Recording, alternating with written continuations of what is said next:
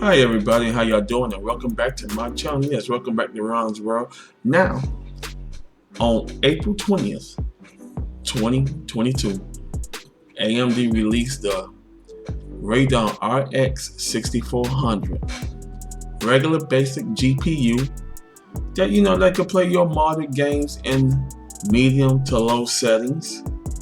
Now, before I get into it, I watched 4 videos to understand the RX 6400, and from ETA Prime and 3 more others, which their video link will be in the description below. Y'all can click on it and understand this graphic card before y'all go buy it.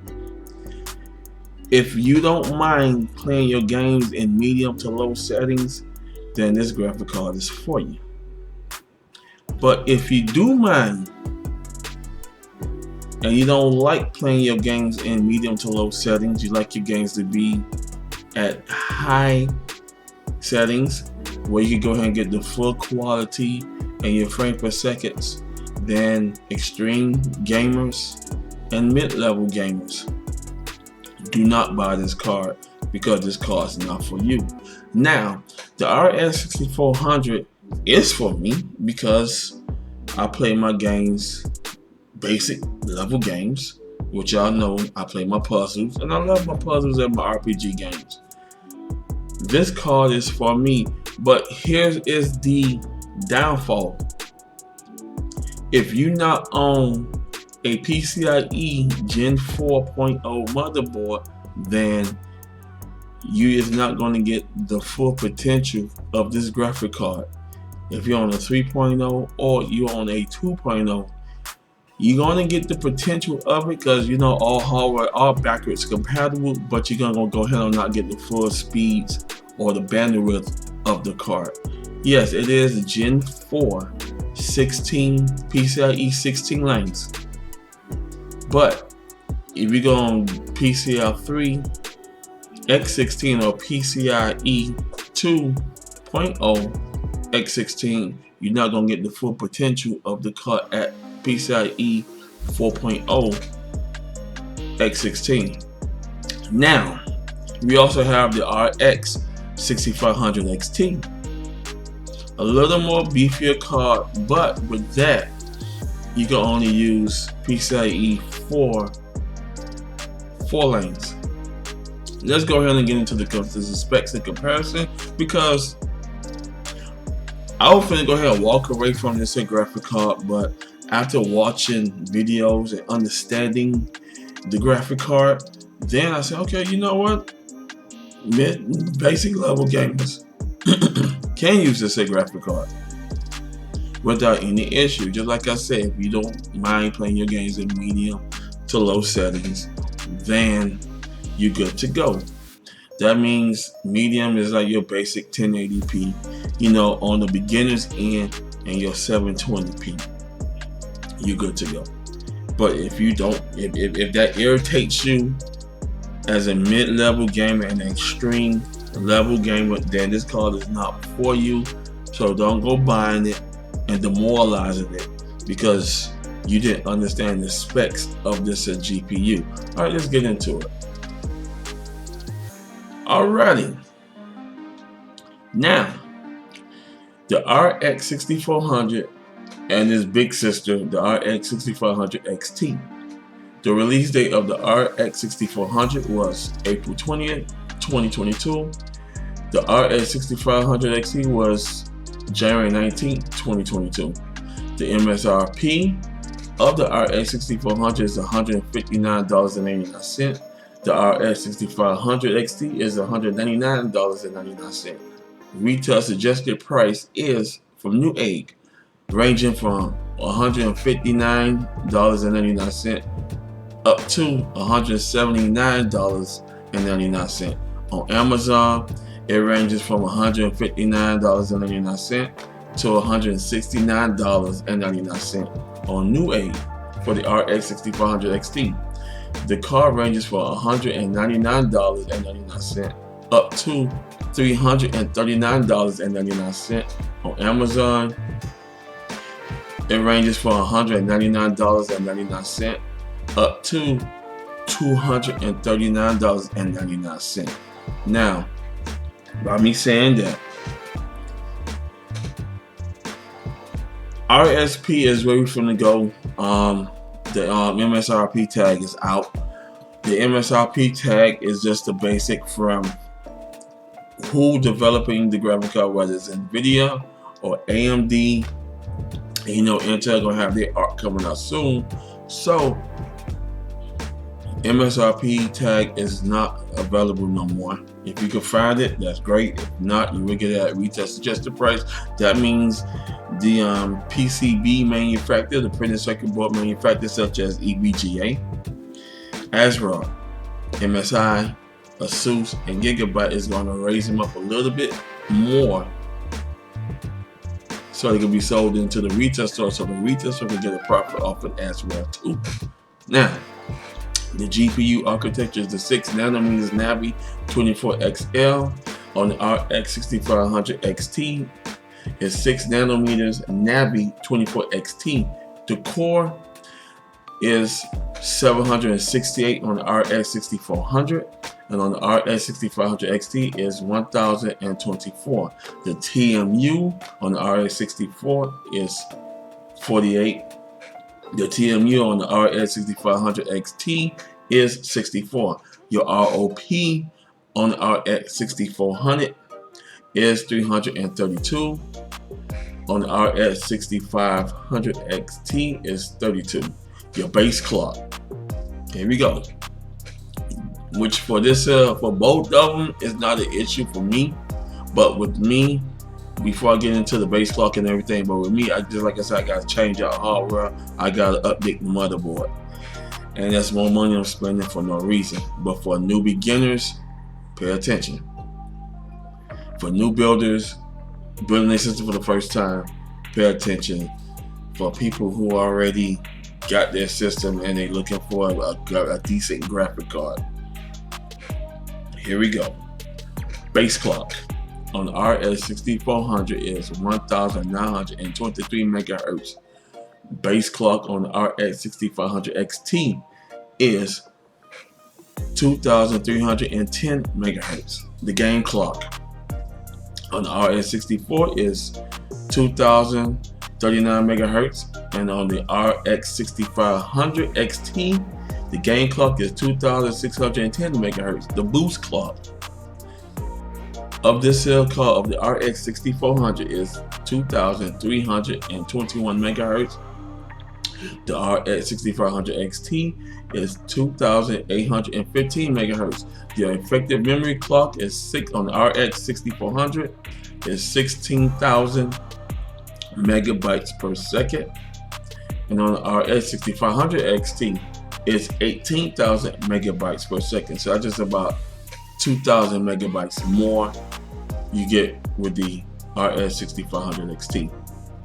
The max computing power is 3.57 teraflops. On the RX 6500 XT, it is 5.7 teraflops. The memory size on both cards, the RX 6400 and the RX 6500 XT, is 4,906 megabytes at GDDR6. Memory bus width on both cards are 64-bit. Memory bandwidth on the RX 6400, the memory bandwidth of that is 128 gigabytes per second. Of the RX 6500 XT is 144 gigabytes per second. PCIe on both. Here we go. This is where it get interesting, and this is where I think that AMD made a mistake with the RX 6500 XT, because they should just kept it at 16. The bandwidth, the PCIe slot is 4.0, so you gotta be on Gen 4.0 for both of them. And the RX 6400, you can operate at full 16 lanes. With the RX 6500 XT, this is where AMD made their mistake at, is they gonna put it on 4 lanes. So you shorten it down by 12 lanes. But it is what it is. And by them doing that, they'll, it made it more of a basic budget card, and then making it more of a nice, good, high-end. I won't say high-end, like a basic level gaming card where you can play your games at 1080p basic level games, like your RPG. Now, if you play your high-end level games like New World, Redemption, Red Redemption, Tomb Raiders 2022 version, 2021 version, and etc., and Cyberpunk, etc., you're gonna have to play in medium to low settings with both these cards.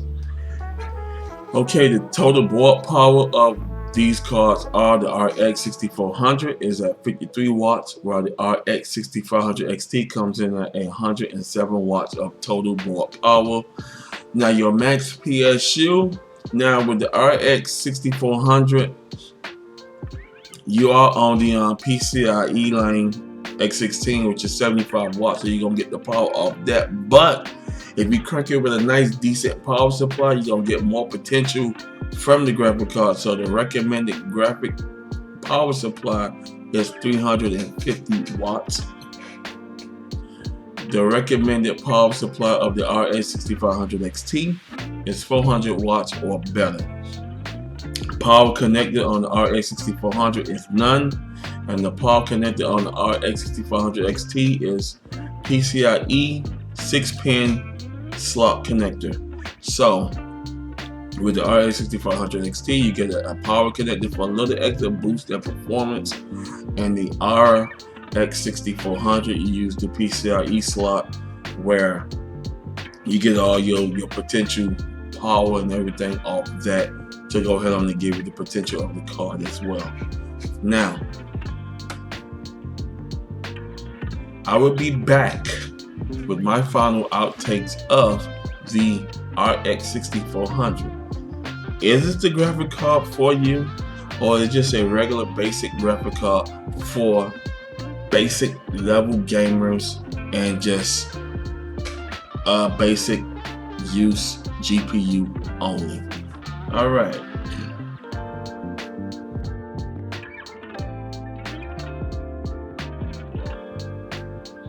Alright everybody, my final thoughts on the RX 6400 XT. And before I get into that, after watching ETA Prime, Tech Benchmarks Hubs, Game Gangster, and Benchmark Empire, this game can be gamed on. With their gaming, you will have to put everything in medium to low settings, just like I explained in the video earlier, to all mid-levels and extreme gamers. If you mind putting your games in low to medium settings, then this card is not for you. Why I say that? Because with mid-level gamers and extreme gamers, y'all worry about frames per second and quality of your frames, as well as the video quality of the gameplay. And you want to make sure everything runs smooth on a high-end to medium-end level, And this card might frustrate you because I know a lot of y'all play y'all games off numbers. The higher the number, the better. The better the GPU pushing the graphics and everything. The lower the number, the more irritated mid-levels and high-end gamers will be agitated. They'll say, no, this card's not for me, I'm not gonna buy it. Now, for basic people like me, basic users, whether you don't want to use the iGPU and you want a more of a decent quality card to go ahead on and do basic stuff as like your video editing, like me, this card is good for me because my video editing is at 1080p. I'm not trying to do the 4K. Just like I said, I am not a production company. I'm not making a movie, I'm just doing a video on tech. I'm not making nothing explode up. I'm not making nothing look fancy. with this graphic card. It's just going to be your basic, simple video of understanding. And for me, this graphic card is for me. Now, the downside of it, and this is one reason why I said this in all my videos, if it's not broken, why fix it? Here we go.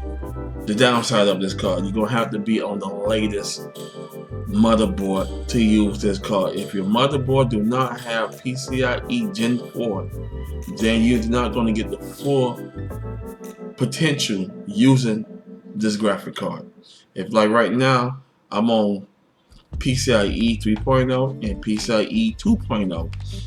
Yes, the card is backwards compatible, but you will not get the full potential of the graphic card, the RX 6400. You will not get the full potential of it. Now, watching the videos with ETA Prime, Tech Benchmark Hubs, Game Gangster, and Benchmark Empire, I will put their video links in the description below so I can understand it.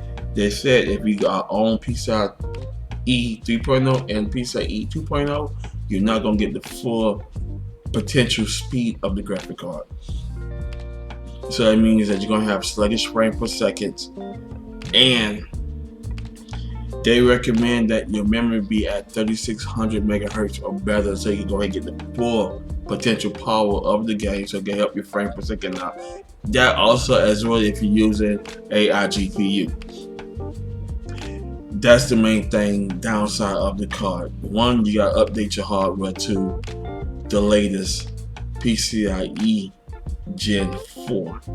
PCIe Gen 3 and PCIe Gen 2 is not going to cut it.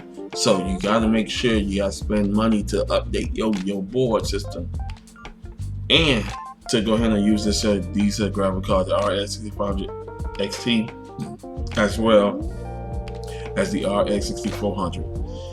On the note, it is usable to newcomers if you don't mind playing games like arcade games, or if your gameplay is arcade games, RPG, or puzzles, then this card is for you. Now, if you play games that is more on the high end, like New World, Red Redemption 2, Cyberpunk, Grand Theft Auto 5, Grand Theft Auto 6. What else games out there? That is also, you got Tomb Raider 2021 version or higher than, and as well as Fortnite's the newer version, as well as Valorant the updated newer version, because every year there's a new season that comes out, so better graphics, etc. Now, if you don't mind playing those games with this graphic card, then you're good to go. Put your settings on medium or low, you're alright. Now, if you do mind and you don't want to drop your settings, and you know it's going to frustrate you, because now you went from playing from 180 frames per second to 64, 75, 55 frames per second, then this graphic card is not for you, because it's going to frustrate you down the line. And then you're going to sit down here and say to yourself in a rough, rude way, why the hell did I buy this damn GPU when I shouldn't buy it? Mid-level gamers and high-end gamers, if dropping your frame per second is the issue with this card, then don't buy it.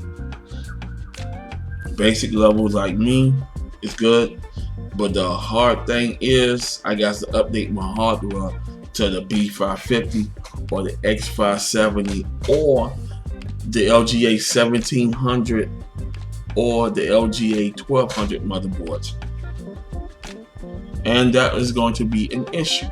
I got to buy new hardware, new memory, new CPU, just to push this card. And that's the downside of it. You got to update your hardware to use this card to be on the PCIe 4.0. But other than that, if you're already on the PCIe 4.0, if you already bought your gear, I'm focusing on the newcomers, new builders, then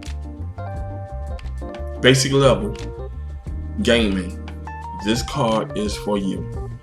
And just like I said, with me, this card is great for me, but I'm very disappointed that AMD didn't make it both ways, PCIe 3.0 as well as PCIe 4.0. You know, like I said, hardware are backwards compatible, but using this card on the PCIe 3.0 and the PCIe 2.0, you're not going to get the full potential of the graphic card. Now with the RX 6500 XT, you're on 4 lanes. You're not on 8, you're not on 16. You're just on regular PCIe 4.0 4 lanes, which that's a bummer, and that was a mistake that AMD made with that card. That card do requires power pull because it has one PCIe 6-pin power connect, so you can go ahead and add a little more boost to the card for the RX 6500 XT, but it's only on 4 lanes, and that's the only thing the RX 6400 beat its big sister, because it utilized all 16 lanes instead of 4. Now, just like I said, I will be putting the affiliate links of this graphic card in the description below, as well as ETA Prime, Tech Benchmark Hub, Game Gangster, and Benchmark Empire video links in the description below, so you can go ahead and click on their video, watch it, and get a full understanding of this graphic card. Now on the consumer level, for me, it works if I was on the latest PCIe Gen 4 motherboard, but I'm not. And just like I also said, and I always love saying it, why fix it if it's not broken? And I'm just going to end it on that right there. I want to thank y'all for watching. Subscribe to my channel. If you like this video, give me a like button. If you want to go ahead and comment on it, go ahead and post your comments on this video in the comment section below. And I'll see you in the next one. Peace.